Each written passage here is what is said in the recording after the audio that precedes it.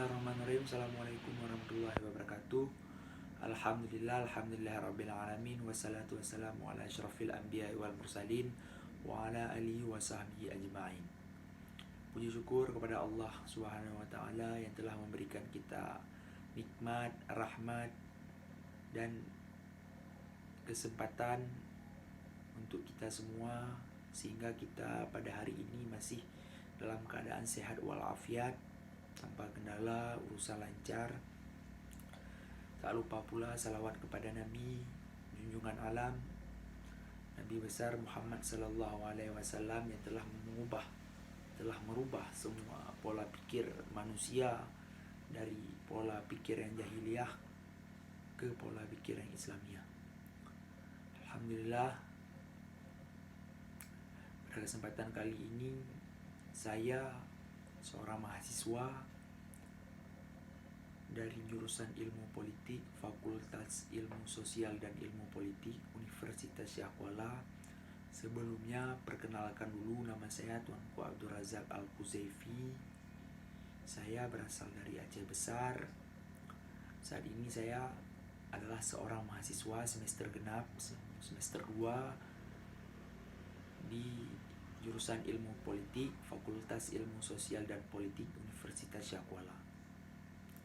Pada kesempatan kali ini saya akan menjelaskan sebuah materi yang dimana materi ini merupakan tugas terakhir atau tugas final untuk mata kuliah Sistem Perwakilan Politik yang diampu oleh dosen kita yang bernama Ibu Novita Sari. Sebelumnya saya ucapkan terima kasih untuk Ibu telah memberikan juga beberapa materi dan pelajaran kepada kami selaku mahasiswa. Kami ucapkan terima kasih sebanyak-banyaknya. Di sini langsung saja saya akan masuk ke dalam materi, yang dimana pada materi ini kami disuruh untuk menjelaskan mengenai perbandingan sistem politik antar dua negara. Di sini saya akan memberikan satu atau sedikit yang saya ketahui mengenai perbandingan sistem perwakilan politik antar dua negara. Di sini saya akan memberikan contoh atau memberikan contoh, yaitu negara Swiss dengan negara Prancis. Sebelumnya, agar kita masuk lebih dalam, di sini kita akan menjelaskan mengenai negara. Negara itu merupakan suatu asosiasi yang menyelenggarakan penertiban di dalam suatu masyarakat pada suatu wilayah dengan berdasarkan sistem hukum yang diselenggarakan oleh suatu pemerintahan. Yang dimaksud itu adalah tersebut diberi kekuasaan memaksa. Kemudian negara itu harus berjalan dengan adanya suatu aturan yang bersifat mengikat, yaitu aturan hukum dan sanksi yang mampu membuat masyarakat hidup tertib, aman, dan terjaga. Kemudian pembentukan lembaga perwakilan itu haruslah sesuai dengan tugas dan fungsi mereka serta kewenangannya untuk mewujudkan pemerintahan yang baik, sehingga dapat menghindari terjadinya kesewenangan atau kekuasaan negara. Oleh karena itu, menurut Montesquieu alias Montes, untuk tegaknya negara itu diperlukan atau diadakan pemisahan kekuasaan negara ke dalam organ-organ legislatif, eksekutif, dan yudikatif.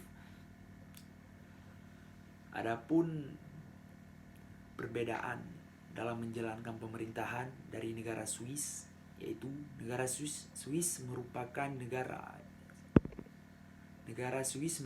negara yang sama-sama memiliki konstitusi dalam bentuk tertulis, sehingga akan menarik untuk memperbandingkan antara konstitusi yang dimiliki oleh Indonesia dengan konstitusi Swiss, yaitu pada melihat pada aspek prosedur perubahan konstitusi, bentuk pemerintahan, bentuk negara, serta sistem pemerintahannya.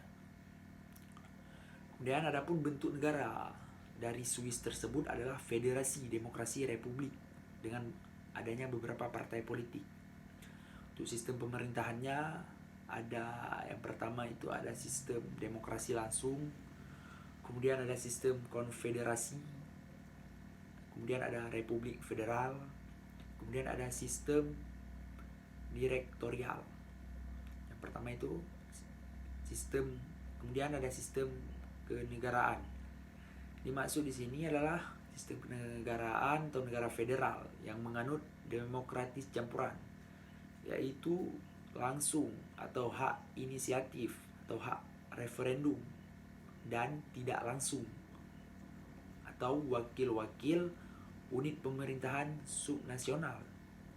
Kemudian Swiss ini memiliki kanton yang merupakan negara bagian bawah sistem federalisme Swiss. Kemudian dari negara Swiss itu juga memiliki struktur kekuasaan lembaga perwakilan. Itu negara federal terdiri dari 3 level pemerintahan. Yang pertama itu adalah yang tertinggi, yaitu diduduki oleh pemerintahan federal. Kemudian ada pemerintahan daerah atau kanton, dan ada pemerintahan kota madya atau munisipal. Kemudian selanjutnya kita masuk ke negara Prancis, di mana negara Prancis ini merupakan parlemen, sebuah badan legislatif bikameral yang terdiri dari Majelis Nasional atau Assemblée Nationale dan Senat. Deputi Majelis Nasional mewakili konstituensi lokal dan terpilih langsung selama 5 tahun. Kemudian majelis ini memiliki kekuasaan untuk membubarkan kabinet, yang dimana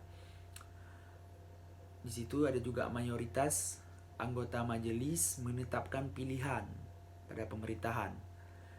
Senator dipilih oleh Dewan Pemilih untuk jabatan 6 tahun, dan setengah kursi dimasukkan dalam pemilihan setiap 3 tahun yang dimulai pada September 2008. Adapun bentuk negara dari negara Prancis itu sendiri adalah kesatuan yang berbentuk republik. Kemudian untuk sistem pemerintahannya, mereka menganut sistem pemerintahan presidensial. Untuk sistem ketetanegaraannya, mereka menganut ajaran trias politika dengan adanya pembagian atau pemisahan kekuasaan untuk menghindari kesewenangan oleh para penguasa. Adapun struktur kekuasaan lembaga perwakilan dari negara Prancis itu sendiri, yaitu ada pembagian tugas, fungsi, serta wewenang dalam kekuasaan legislatif. Struktur kelembagaan yang tertinggi dibagi menjadi 2 kamar, yaitu Senat dan Majelis Rendah atau disebut dengan Assemblée Nationale. Kesimpulan yang dapat kita ambil dari penjelasan yang sudah saya jelaskan tadi, berdasarkan uraian di atas itu, dapat disimpulkan bahwa negara Swiss ini merupakan negara yang sama-sama memiliki konstitusi dalam bentuk yang tertulis, sehingga akan menarik untuk memperbandingkan antara konstitusi yang dimiliki oleh Indonesia dengan konstitusi yang ada di Swiss.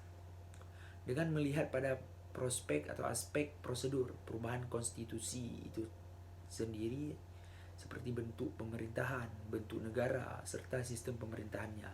Sedangkan yang ada pada negara Prancis itu memiliki sistem pemerintahan bikameral atau sistem 2 kamar. Di mana sistem 2 kamar ini adalah praktik pemerintahan yang menggunakan 2 kamar legislatif atau parlemen. Jadi parlemen 2 kamar itu adalah parlemen atau lembaga legislatif yang terdiri atas 2 kamar. Parlemen Prancis itu sendiri meliputi 2 buah badan, yaitu yang pertama ada Assemblée Nationale dan Senat.